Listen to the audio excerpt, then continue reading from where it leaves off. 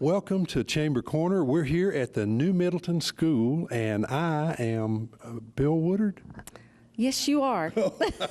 And I'm retired Janie Pettigo. Yeah, that's why I got confused. Janie, she has taken a new position. She told me she was retiring, but then the next thing I know, she took another job, right? Well, it's going to be part-time, and it's going to start in May. I'll be actually working with Wilson Bank and Trust.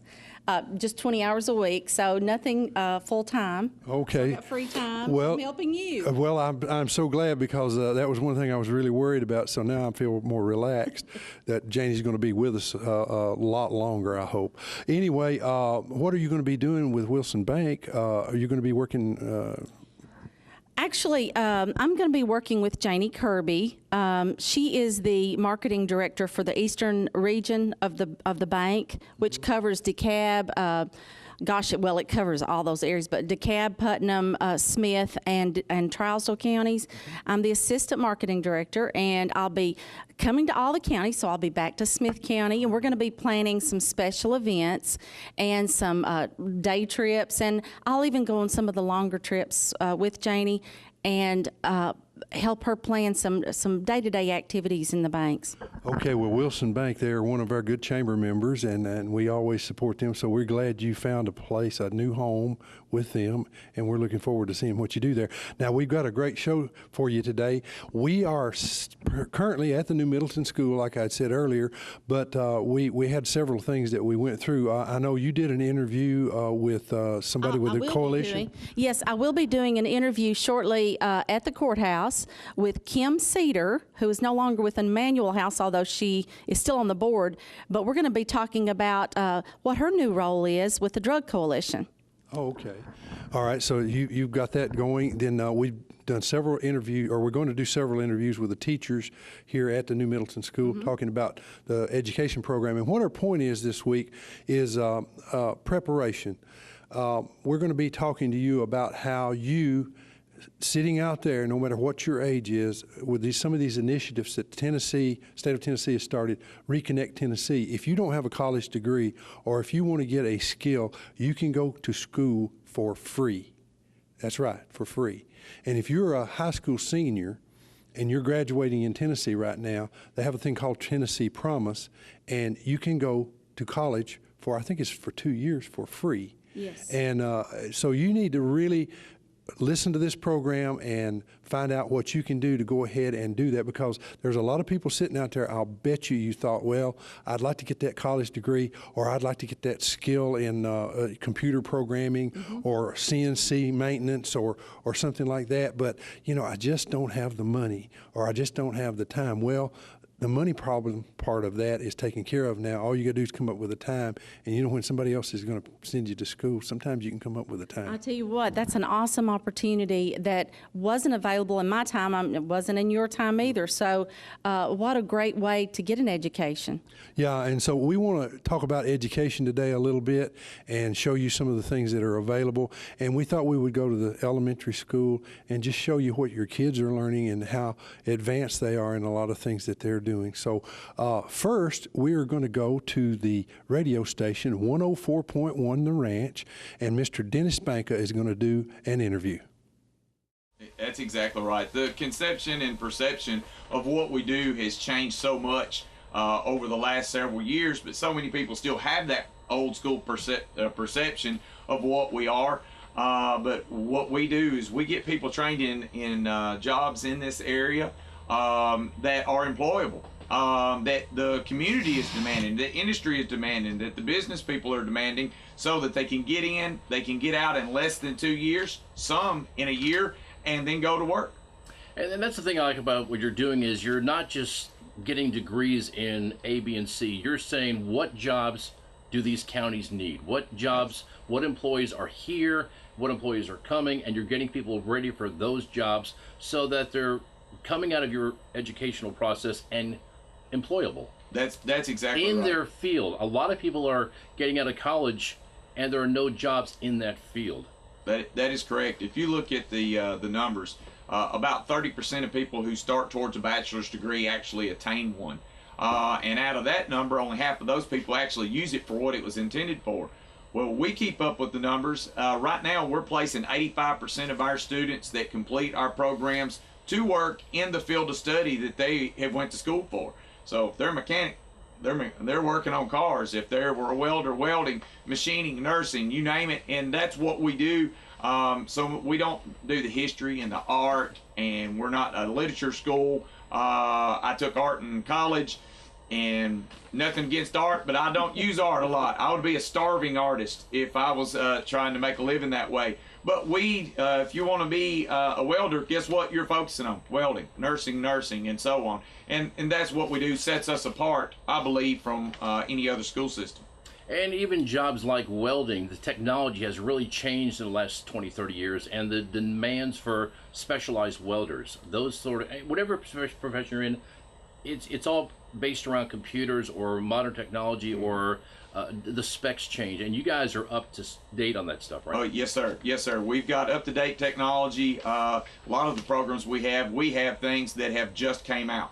I mean, they are brand new to even the industry, and we're training people on them so that they're ready to go into industry, and they're in demand. The programs that we have are in demand.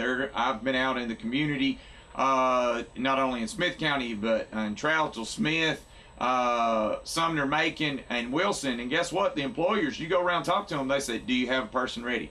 How many could you send me? Because that's the demand for what we're doing. And everybody is not going to come in with any kind of experience. I have a lot of that say, I don't know anything about this. Well, we take somebody with no experience. We take people that think they have a little experience, and we train them in the manner and way that industry is asking for. Something else you mentioned at the Macon County Chamber, the fact that there are a lot of people out there making a minimum wage. You can put people in jobs with skills and really change their quality of life based on that dollar they're making per hour. That you're exactly correct. I heard this from an ag teacher at a high school. He told his kids he didn't want them to get jobs when they got out of high school, and I kind of panicked. I thought that's what we talk about all day is job placement, but he told them that job stands for just over broke. And I've used that as my theme everywhere I go, is we don't want them to get a just over broke, just a minimum wage, barely getting by. We want them to have more than that. Majority of our jobs are going out the door at $15 an hour. That's $30,000 a year. That's before overtime. People go to 4-year college, and they won't make $30,000 a year a lot of times in their first year out of college. So, and that's just the starting point.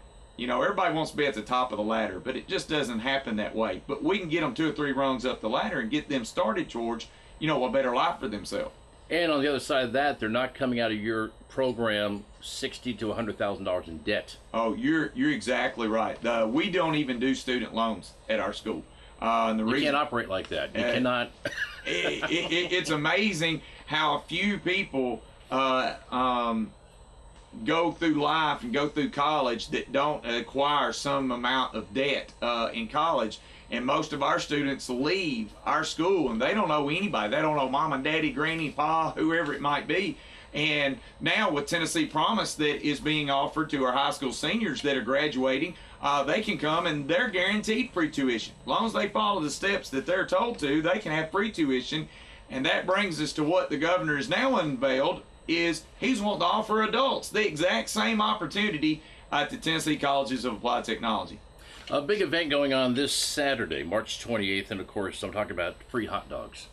Yes, yeah, exactly. Hey, you know, I learned a long time ago, if you want somebody to come, you start feeding them, you know, and if you'll feed them, guess what, they will come. But we've got just a little bit more to offer them in the long haul. A hot dog will last for a little while, but the opportunity will last for a lifetime. It's a program called Tennessee Reconnect. It's got a great logo of an arch, or it could be just a head, but graduation cap on top there, and it really says, you know, you can change your life by attending this. That's exactly right. The Tennessee Promise was the first wave of the governor's initiative to get more of our students, more of our residents in the state of Tennessee, more post-secondary education after high school. It's the Drive to 55 initiative to get people to that 55% of Tennesseans having some kind of post-secondary credential, whether it's a diploma, a certificate, a college degree, whatever it might be.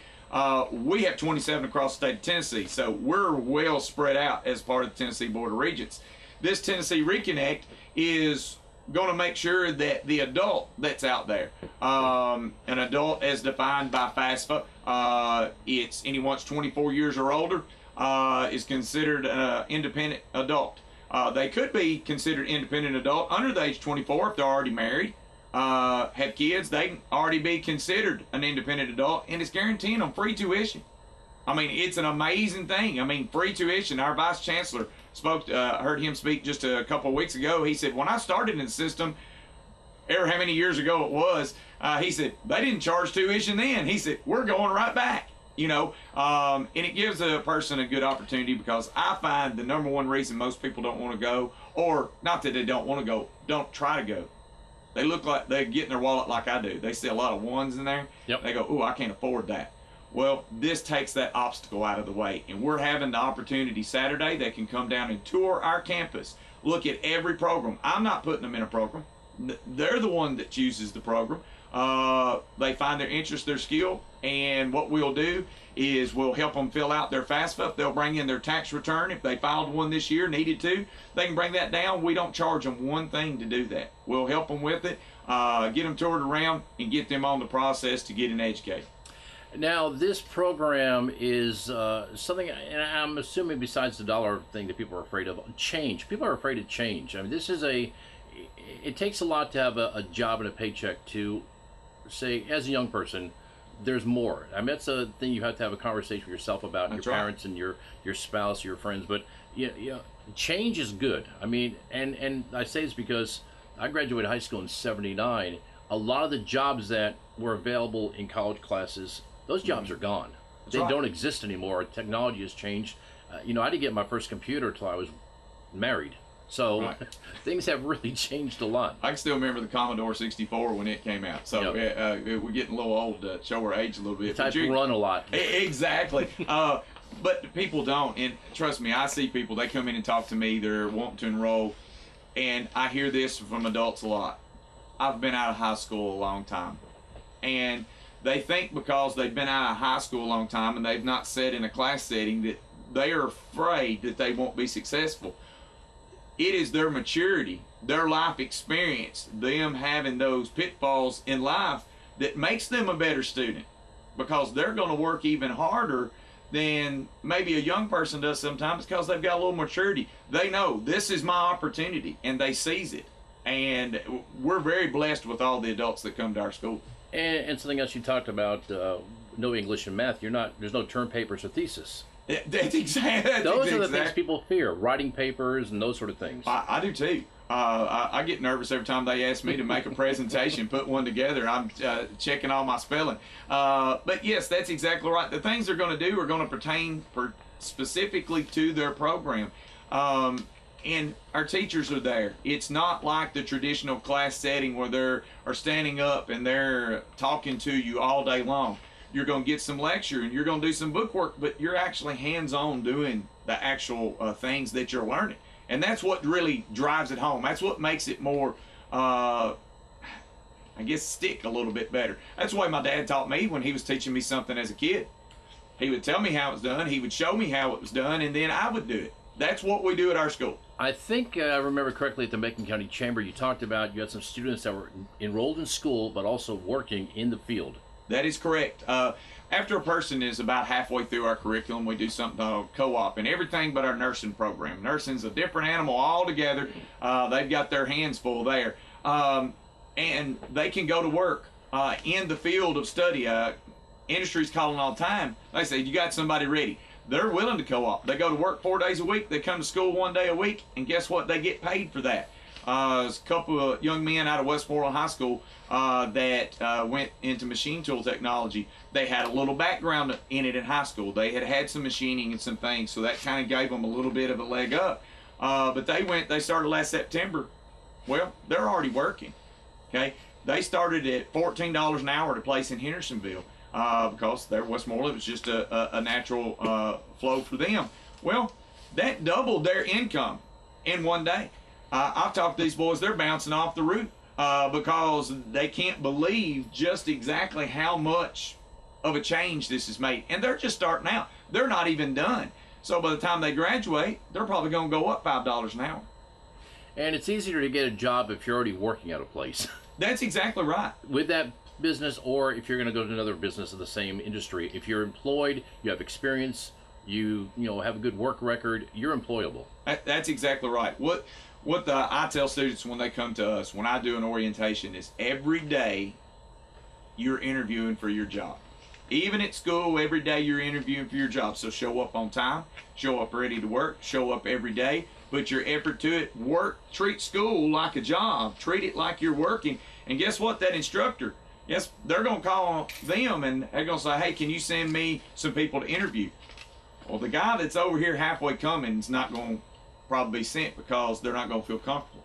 So they'll send them, they'll go, and then that turns into full-time employment as soon as they get done. And and many times our students are getting benefits after 90 days. Wow. So the event's this Saturday, 10 to 2. Where's your campus located? We are, the actual address is 716 McMurray Boulevard there in Hartsville, but it's Highway 25. All you got to do is get on Highway 25 and head towards Hartsville. We're just past the big nuclear tower there on the left. We'll be there from 10 to 2. And you might say, well, I'm from Gordonsville. I don't want to drive it far. Guess what? You can come to our Lebanon campus. We have a Lebanon campus now as well. And they can come over there, and that's at 415 Tennessee Boulevard there in Lebanon, which is, I kind of do everything by landmarks. If you can get to Ryan Steakhouse, okay, there in Lebanon, you can get to the police department there. Guess what? We're just down the road. It's the old Lebanon High School's vocational wing, right next to the big football stadium there where Cumberland now plays football. All right, what about any kind of website, social media? Folks can find out more about your campus, more about the school, more about the programs. They can go to our website. It's www.tcat, and that's like TCAT, Hartsville.edu. They can also learn about Reconnect at www.tnreconnect.gov. And they can learn more about that. I've just started into the Twitter world. I was telling you that earlier. I trust me, I don't know what I'm doing. I'm just trying. But I've started Twitter handle, and I'm going to be posting things about our school. That's what it's for. It's not for me to tell everybody what I'm eating at night. It's at Don't Settle for a Job. So if you look that, you can follow me there. You can look at us on Facebook, and you can give us a call. The phone number at Hartsville is 615, because we got it out since we're in 5 now. 615-374-2147. And we've got that on our website, also on our Facebook page. The program about what we're talking about this morning is on our Facebook and our website as well. Mm-hmm.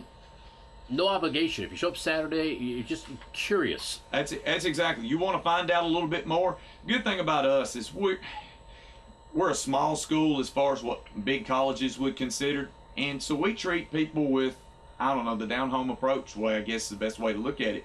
We treat you just like our neighbor. And that's the way we try to look. It's how would we tell our neighbor something? How would we tell somebody in our family? That's the way we treat you. There's no application fee. The paperwork you'll fill out for registration, why, you'll fill out more at the doctor's office than you will at our school. It's a simple process to get in. It's nothing hard. People worry, well, will they accept me? If we can fill out the paperwork that we need to fill out, help you fill out your FAFSA, and again, I'll stress, if you can, bring any tax information that you just filed, that and W-2s, and we'll help you put it in. That doesn't commit you to us. That is not filling you out for a loan, but it doesn't cost you anything to do those things. Right. And you can come to our school. And the good thing about this is for our community, because there may be some business people, industry people that are listening right now, and they go, well, it really doesn't pertain to us. Well, let me tell you how it pertains to Smith County.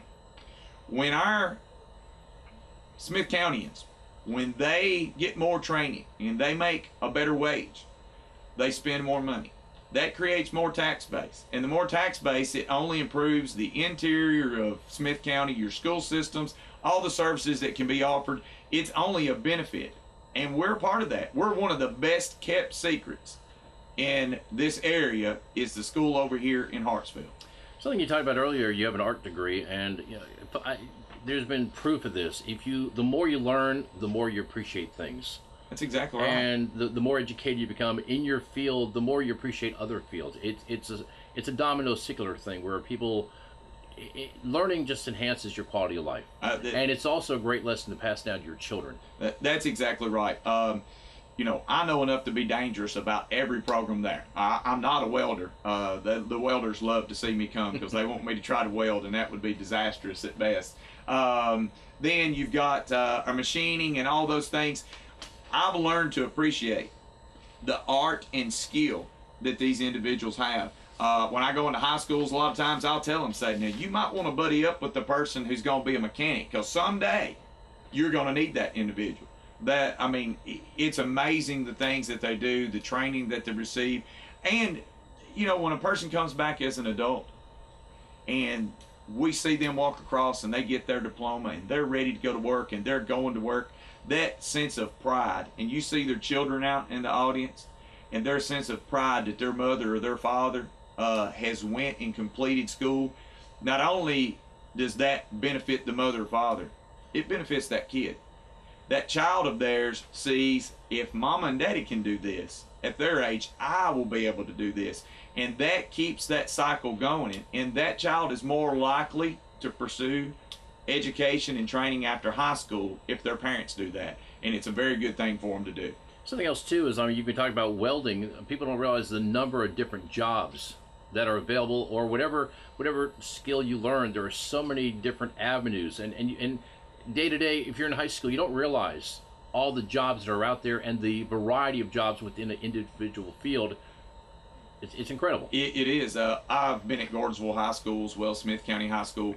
I seen the young man yesterday from Gordonsville High School. He came over and was working on his FAFSA. I'm talking to the class. I get to welding. I'm talking about welding. He kept raising his hand, and I say, young man, what do you know about welding that the rest of us don't know? He said, I'm going to come to your school and I'm going to get trained, and I'm moving to Alaska. So I said, what's a boy from Gordonsville going to do in Alaska? He said, I'm going to go work on the pipeline. That young man knew exactly the opportunities that exist. You can weld locally. You can travel the world. You can weld under the water. You can weld underwater. We don't do underwater welding, but you can. But you have to have the skill set to go to that next level. Yes, exactly. And I jokingly say this, but it's a little bit true. A welder's got a little bit different wiring in their mind, because they'll hang from a building, they'll go underwater. Not everybody in the world's cut out to be that, but there's welders. We have graduated 3 individuals who went to work for a company that is helping build the prison there in Hartsville. They're there today working. One of them was one of our students in high school. We have a school in Red Boiling Springs that they receive dual credit in high school, credit after. He went in high school from Macon County High School up to our school in Red Boiling. He finished up, started in September, and he just finished up 2 or 3 weeks ago, and he's already went to work. $17 an hour. Bless his heart. He don't have a college degree. I don't know how he'll ever make it in life. I don't know how he will be comforted. He was working at McDonald's. You never seen a boy so thrilled. And I mean, that's just a kid, but the other 2 were adults. Automotive technology, you used to be able to lift your car hood and change a spark plug or move a wire, and now you can't even find the engine. It is amazing what they do now. We have some equipment now, the state-of-the-art diagnostic equipment, and it's wireless. It's like an EKG. If you've ever been in a hospital, you've ever been in an emergency room, you've seen those EKGs, they're checking everything. They can hook them up and crank them, and they're wireless, and they show everything that's going on. Now, again, I know enough to be dangerous, but I know that that's amazing, and I know automotive is needed, and I learned that in Smith County. I tell this to high school students. People say you're going to drive your car till the wheels fall off. Everybody said, we've heard that all our life. I said, that sounds good until you do it. Mine fell off out here on Highway 25 one day. Something called a ball joint broke as I was driving down the road. I didn't know what a ball joint was, but I found out $1,100 later what a ball joint was. $1,100 in parts and in labor. Guess what? You don't wake up one day and know how to fix those things. You learn how to fix those things because you're trained. The days of going to work just in somebody's shop and thinking that's going to be everything, that shop could close. What other training have you had? That's what they're going to look at. Not many people can walk straight out of high school straight into a job like that. They're going to have some training, and we have a great instructor that does that. That's the thing too. You're talking about state-of-the-art equipment and technology. You need to have what's in the industry. It's exactly right. That's exactly right. And I want to mention one other program for sure. It's our LPN program. And LPN does not stand for low paid nurse. I know that a lot of people think that, but it does not stand for low paid nurse. It stands for licensed practical nurse.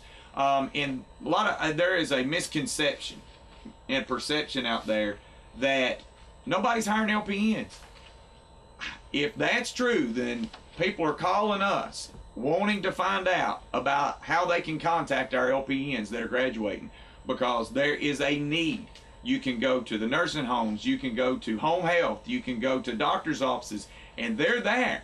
They're wanting them in our field, and then they can take that LPN and bridge it towards an RN, so they can keep adding on it and they get practical experience. Because we believe if a welder can weld and an auto student gets to work on cars, these nurses need hands-on experience. They may be in the delivery room, they may be in an emergency room riding EMTs, nursing home, doctor's office. I had a young lady say, I don't want to work at a nursing home.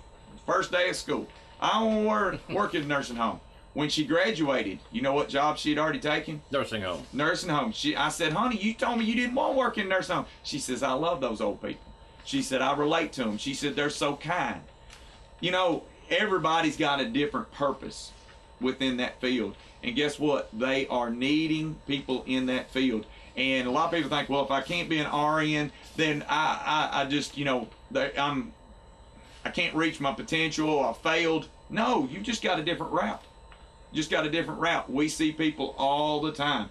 There's kids at Cumberland, kids at Tech. It's very competitive to get in those RN programs.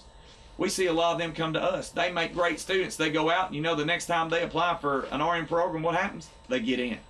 They get in because they know they've got experience. We're here at the Smith County Courthouse, and I have with me my very dear friend, Kim Cedar. Kim, thank you for being here today. Thank you so much. I really appreciate it. Now, normally when we've had Kim on this program before, she has been a part of Emmanuel House, but her title has changed now. Kim, you are the Prevention Coordinator with the Drug Prevention Coalition. And Kim, we wanted to come out here today because we have something very special we want to share with you that has been done by Judge Collins and the Drug Prevention Coalition. And folks, they provide a valuable resource to this community. I cannot tell you enough what a wonderful resource it is. So Kim, tell us a little bit about what your role is, not necessarily your role, but the Drug Prevention Coalition's role is. Sure. The Drug Prevention Coalition is just what it sounds like, a coalition of different organizations that come together with the common cause of fighting substance abuse in Smith County. And so we have 12 different sectors of the population that we look to have representation through, and we have all of those 12 sectors represented on our coalition. So we're really, really excited about that. And because of that, it's allowed us to accomplish some major things, just like the monitor that you guys see behind you. So. Okay. Well, now, I know that you have, is it a 3-part goal? Yes. Basically, so tell them about that. Well, our major goals are to create awareness in the community, to educate the population, and to work towards productive legislation that is going to help make it a safer place for Smith Countyans to live. So. Now, right behind us is a new monitor that was purchased. It's actually right here at the entrance to the courts in our new courthouse here in Smith County. And it's a wonderful monitor, but it was provided by Judge Collins. And there's some great information on this. Tell them a little bit about why this monitor and its information is so important to those folks coming in, Kim. Sure. When I went to Roane County recently and happened to be in their probation office there and noticed that they had a monitor that really gave all the information that you would need to know about that county if you were a person dealing with a substance abuse issue or involved in the court system. And one of the things that I learned in my previous job at the Emmanuel House as a case manager is that people really perish for lack of knowledge, and that's the truth. We really, there are lots of people out there who want to get on their feet, they want to do right, but they don't know the resources. And so we've got together with Mayor Nesbitt and Judge Collins and said, how can we bring that to Smith County? How can we reach these people that really need this information? And so Judge Collins loved the idea, and he got the monitor set up with Mayor Nesbitt's help. And right now you can find on this monitor 20 different resources for substance and alcohol abuse. We have a resource for even tobacco cessation, grief awareness, family support. And so these are all things that families and that people are dealing with as they relate to substance abuse, and we're really excited to be able to provide that for the community. And you know, I have said this before, but substance abuse has no economic barriers. It's not low income, it's not middle income, it's not just upper income, it's all income levels. Any parent, no matter what your background, whether you're a wonderful parent or not, and I know because my brother was had this issue as well, and it can happen even in Christian homes where the parents take them to church. Folks, no one is immune to it. And you as parents, if this is such an important coalition to be a part of, Kim, tell us why parents need to know that. I know you had some really good statistics on this. You want to read that or tell them about it? Sure. Well, this month is Alcohol Awareness Month, and of course one of our initiatives through the coalition is underage binge drinking. And so I just wanted to share with everybody that if your child uses alcohol before the age of 15, they're 5 times more likely to develop a substance abuse issue later on in life. And that's a huge statistics. Of course, genetics play a factor in there, and socioeconomic, all kinds of background issues come into play there. But you're absolutely right. Substance abuse touches every level of income. It's regardless of what kind of religion you are. And we see that here in the county. We have some pretty interesting statistics here in the county. As a matter of fact, in 2013, Smith County has a population of roughly 19,000 people. 1,800 people were diagnosed with a substance abuse issue in that year. That's a huge number. And so we really, really want to do everything that we can to provide the awareness and the knowledge of how to get help. So if you are viewing this video right now, I want to encourage you to, if you have a loved one who has a substance abuse problem, be sure and draw their attention to the resource that's available now. It's right here on the wall behind us. When you walk into the Smith County Courts area, right here in the main foyer, you'll see it. It's a huge TV screen. I can't even, probably a 52-inch screen, 48-inch something. It's huge, but it's got some of the best resources. And I know for a fact that things like Teen Challenge and some of these have a wonderful, wonderful outcome for a lot of folks. In fact, the pastor at my church in Cookeville came out of Teen Challenge after a cocaine addiction. So, it can really turn people around. It's amazing. And that's not the only resource. There are a lot. No. There are a lot. Yes.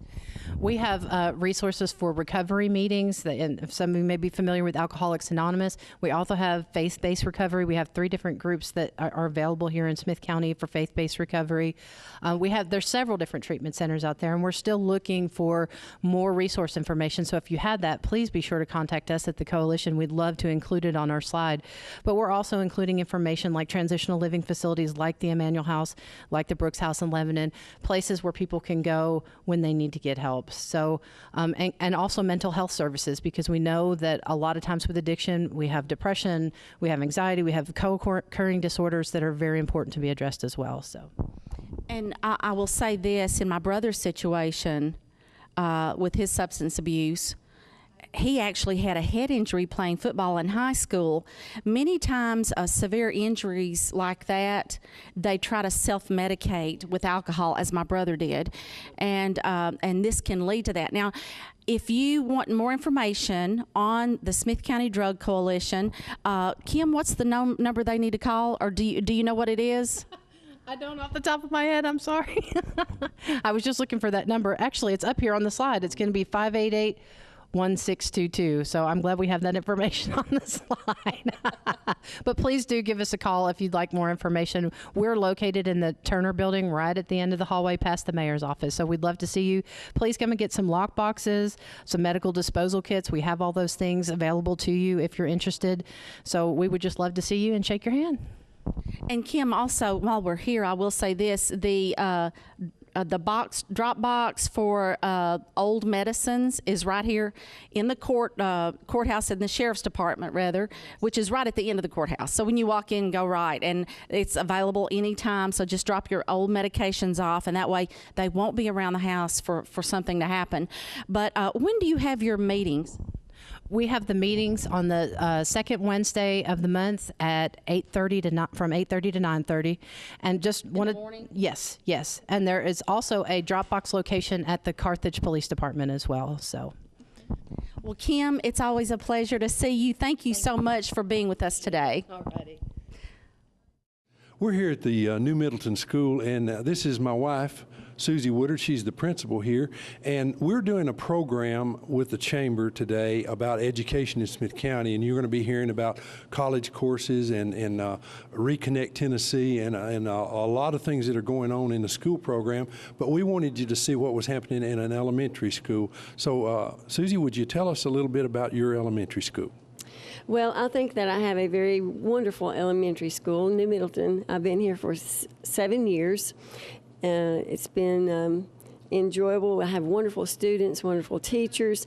We are right now in the process of working on TCAP and doing a lot of things with that before the TCAP begins the end of April.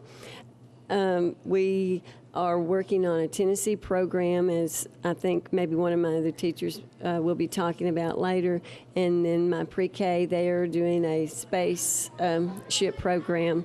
We've all been working extremely hard on different things and getting ready, like I said, for our TCAP. Well, that's wonderful, and I know you're preparing. I know all the other schools are, and I was there at the county court when Mr. Smith, he presented all about the schools, and we've got something to be proud of here. Well, thank you for allowing us to come, so let's go talk to some of your teachers. All right, we will do that. We're here at New Middleton School, and I have with me a very special person to me. This young lady that I'm going to introduce you to, I knew her as Bonnie Brim. Bonnie, tell us your actual name and a little bit about what you do here. I'm Bonnie Grandstaff, and I teach here at New Middleton School. I'm a literacy leader, so I maintain the computer lab, and I also do the RTI program, which is the Response to Intervention program. Okay. Now, tell us a little bit about the program itself. The kids in the computer lab right now are working on Study Island, and it's more like a test prep, and it gets them ready for the state testing. And then response to intervention is when we work with students that might need some extra help, and the teachers give them that time to just a small group setting. And, you know, that's wonderful. And your school is not the only one, it's my understanding, that has this kind of program. Right. This is county-wide, and the county provides a lot of the program they're doing now is Study Island, and they purchase most of that for us, and then the school purchases the rest of it. So, yes, it is around the county. So you said that this is a preparation for their testing that's coming up. Now, when does that take place? Tell us a little bit about that. It's at the end of this month, end of April and first part of May, and it's just the end of the year test that all the kids will take, and it's a pretty big deal for all of us. Now, is this part of the Common Core, or is it something else? I mean, is it the same type of testing that's been going on for a while? This test is based on the state standards. The next year will be based more towards the Common Core. Okay. And you said, have you all already started teaching some Common Core principles? Yes, this will be our third year that we pushed the Common Core, but the testing is actually over the state standards. Okay.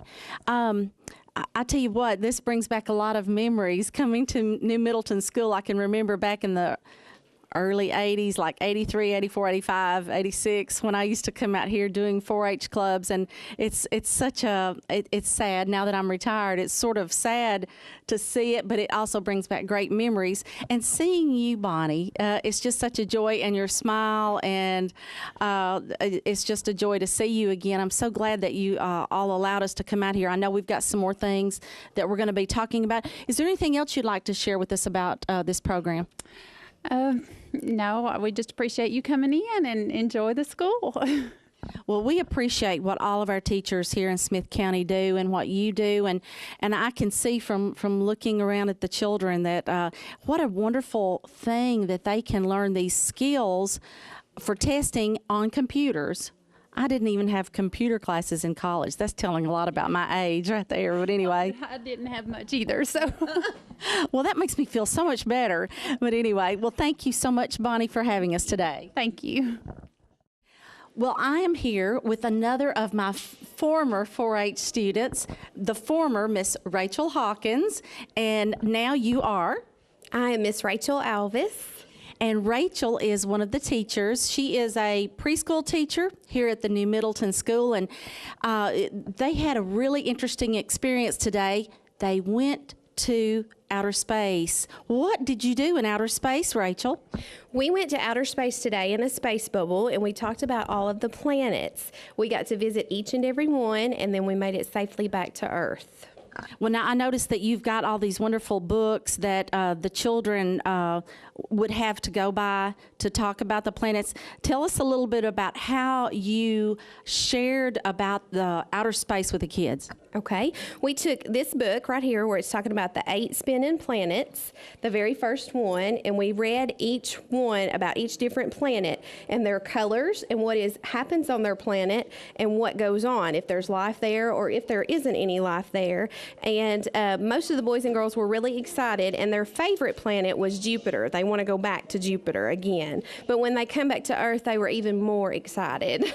And we're so glad they made it back to Earth. I understand that you had a huge spaceship. We did. And you all will get to see that shortly. But I guess the kids absolutely loved that aspect of learning, didn't they? They do. They had a really good time. It is something that they are doing that is fun, and they're learning all at the same time. Now, I understand, too, that all of the schools in Smith County will be registering real soon for what? We have pre-K registration at every school in Smith County now on May the 19th and 20th from 8 until 2 o'clock. If you're interested in enrolling your children, you can contact the school, set up an appointment, and we will be glad to register your children for next year. They have to be 4 on or before August the 1st. They cannot be 5. Okay, so if you are listening to this or watching this, then and you do have a child that is eligible for preschool, which is a wonderful resource here, then I suggest that you do that again. Now tell them the dates again and all that they need to know. Okay, it will be May the 19th and 20th from 8 until 2 o'clock. You need to bring proof of residency, social security card, an updated shot record, proof of income. Okay, so if you want to register your child in preschool, call your local school in your area and get them registered May 19th and 20th. Rachel, it's so good to see you again. Thank you for the interview today, and I'm so glad you all made it back from space. Oh, thank you, we are too. Hey, my name is Rachel Alvis, and I'm the pre-K teacher here at New Middleton School. And I have with me 3 of our students that we've been talking about our spinning planets and the state standard where we get to identify and talk about the different characteristics of the sun, the moon, and the planets. And we were continuing on our adventure today into outer space, and I have with me from my classroom. My name is Tara, and I like the world is Jupiter. Okay, her name is Tara, and she really likes Jupiter. Your name? JJ. Okay, what has been your favorite thing about this book? The sun. You like the sun? Is the sun cold or hot? Hot. All right, and your name is? Jason. And what has been your favorite thing about the planets and going to outer space? Sun. Is the sun hot or cold? Hot. Can we live there? Some people would like to live there, but it's too hot for us, isn't it? All right, that wraps it up. All right, we're still here at the New Middleton School doing our kind of education roundup. We're going to tell you about a lot of things. One of those things is the music programs that we have here in Smith County. And, well, just introduce yourself. I'm Jeff Grissom, and I teach music here in the county at 3 schools, and have been doing that for 17 years. Okay, and which schools do you teach at? I go here, of course, New Middleton, Carthage Elementary, and Gordonsville Elementary. Okay, now when you're teaching music, I know, well, tell us a little bit about exactly how you teach. Of course, we have to follow our state curriculum, but there's so many wonderful things we get to do.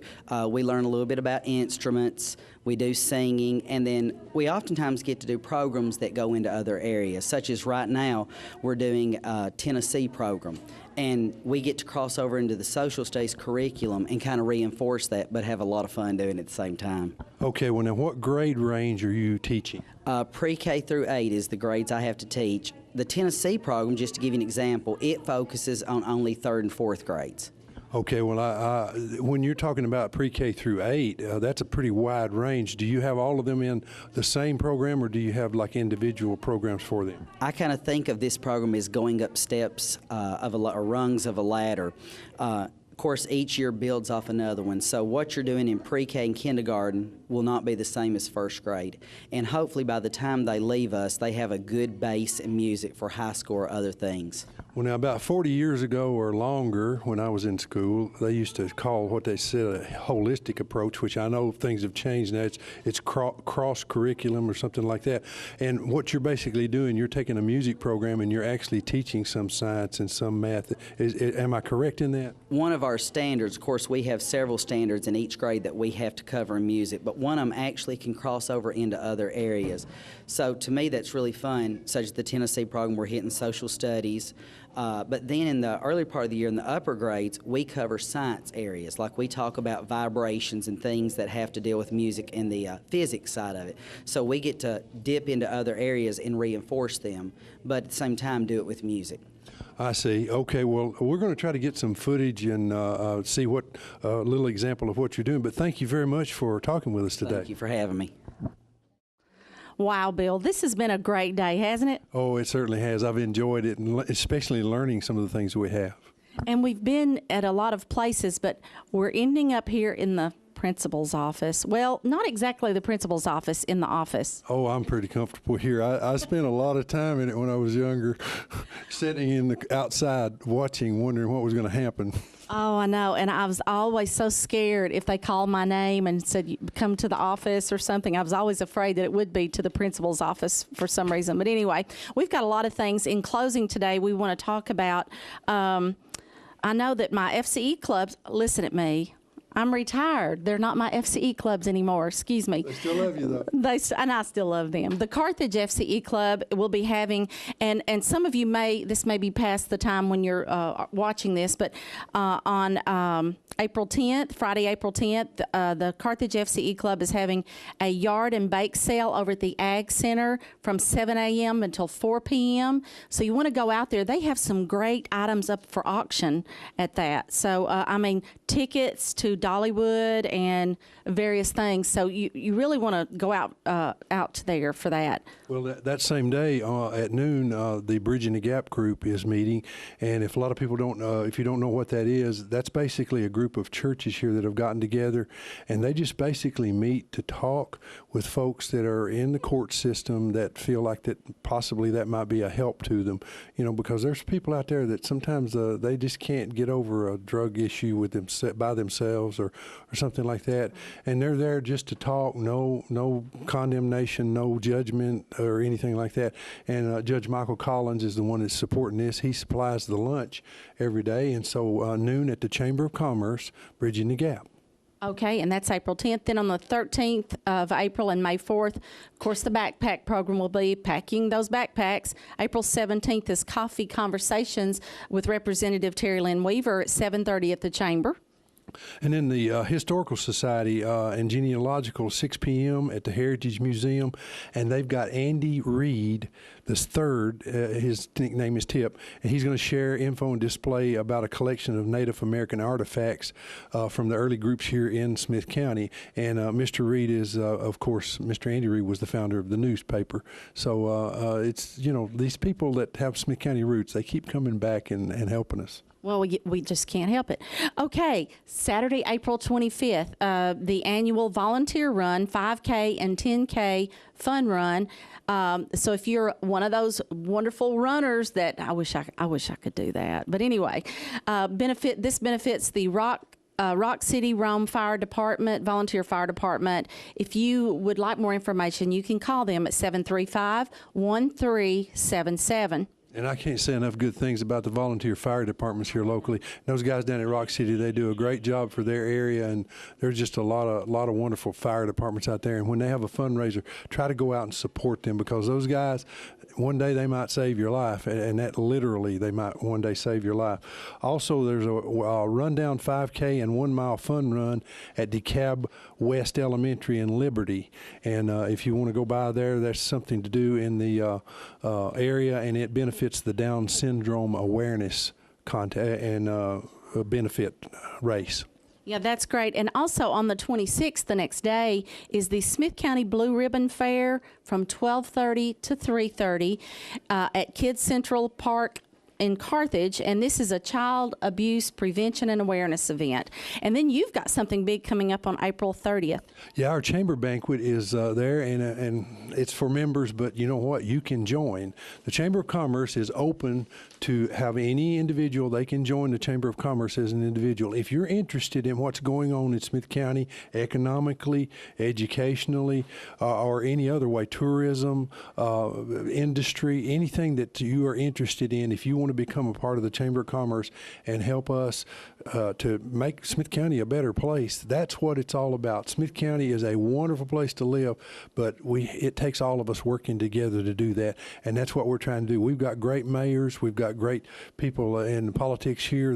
They're working together, and they're trying to make Smith County a good place, and I can't say enough good things about all the folks that we have that are working together here. One other thing we have, as far as, again, this is for all you runners out there, a very important and wonderful race is the Jordan Hackett 5K Run and Walk on Saturday, May the 2nd, and it begins at 6:30 in the morning, and you race at 8 a.m. near the Cordell Hull Dam.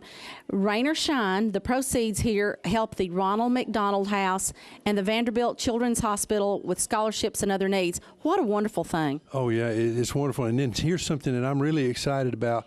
And if you know anybody that's looking for a job in the healthcare field, if you know a young person that wants to become a nurse or something like that, we're having a healthcare job fair at 11 a.m. to 5 p.m. on May the 5th at the Chamber of Commerce.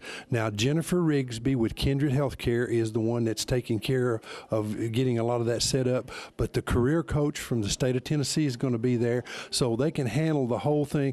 I know there's going to be people from Riverview there, and I think the new pavilion, assisted living, and from any of the other places around here that deal with healthcare, they're going to be attending this job fair. So if you're looking for a job in healthcare, this would be the one for you to come May 5th from 11 to 5 at the Chamber of Commerce, and you can learn a lot about what's going on, and you can also see people that are actually hiring. So that'd be a good one for people to attend. It really would. And don't forget, there's also a blood mobile on May the 11th. And then the Cordell Hull Big Bass Crappie Classic, I say that fast, it's hard to do, May 16th. So we've got a lot of things coming up. We've also got some things coming up in Granville. I understand. Yeah, Granville, here's the one, May 2nd, the Cornbread and Moonshine Bash on May 2nd in Granville, and it's at the Pioneer Village, and here it says it's got rules and categories. You got a recipe. Anyway, judging on taste and appearance and consistency and aroma. So evidently they're going to be judging cornbread or moonshine or something. Well, now they do have a moonshine bash there where you visit all these different moonshine dealers, and you know it is legal now. As long as you have the license and you're registered, you can produce moonshine. So you'll be able to go and watch them actually making moonshine. There's going to be the Short Mountain Distillery, Arno Hatcher of Salina, Rafe Hollister of the Andy Griffith Show, portrayed by Leon Jeans. Dr. Opp Walker will be talking about the Dry Hollow Moonshine stories, and Dr. Roger McKinney will be displaying a still, and visitors can also tour the Whistle Stop Saloon. That's all of basically the story about the Hop T. Lee Moonshiner. So it's really a neat place. That's May the 2nd from 9 to 9:30 is the cornbread cook-off, and then of course the moonshine bashes throughout the day. For more information, you want to tell them the number? Yeah, 931-653-4151. No, that's the outdoor dinner play. Is that correct? 931-653-4151. That's correct. Yeah.